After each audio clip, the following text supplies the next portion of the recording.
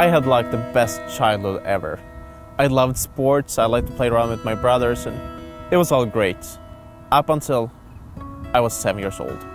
That's when everything changed.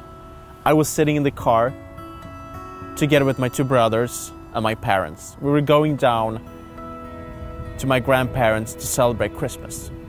And when we were sitting in the car, I got a pain in my butt. 3 weeks later, I was at the hospital, and the doctors told my parents that I had cancer. I had a tumor the size of a lemon in my lower back. After this, a year followed, a very tough year, a year full of chemotherapy, radiation therapy, and all kinds of different medicine. But the treatment didn't work. So when I was 9 years old, I had surgery. I had surgery to take out the tumor. It was a really tough time, but I survived.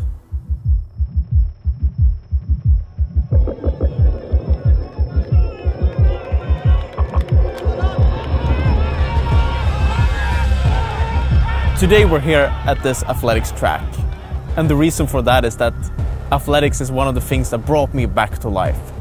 Because sports was where I could push my limits. Sports was where I could see what was possible for myself again, and where I could actually find a purpose in life. I've traveled the world as an athlete. I've been to 4 Paralympic Games, and today I live as a professional athlete, an adventurer in a wheelchair. In the last 2 years, I've really pushed my own limits. I've climbed mountains, I biked with my handbag from Sweden to Paris, and right now, we're planning my big next adventure. An adventure so big that only a few people in the world have ever done it. An adventure so big that it scares most people. An adventure so big that nobody has ever before done it in a wheelchair.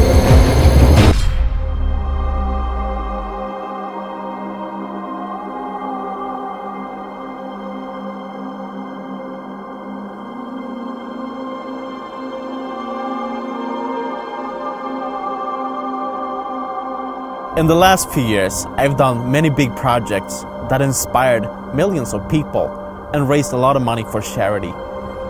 And my big dream right now is to be the first person ever in a wheelchair to ski from the edge of Antarctica all the way to the South Pole. It's a journey of more than 1,000 kilometers in extreme temperatures in one of the most hostile environments in the world.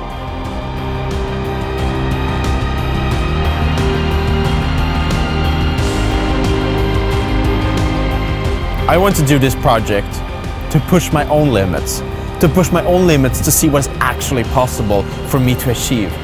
And I also want to do this project to inspire other people, other people to follow their dreams, to push their limits for what is possible, to give them a little bit more hope to keep fighting for what they dream about. And therefore, we've decided to call this project Pole of Hope.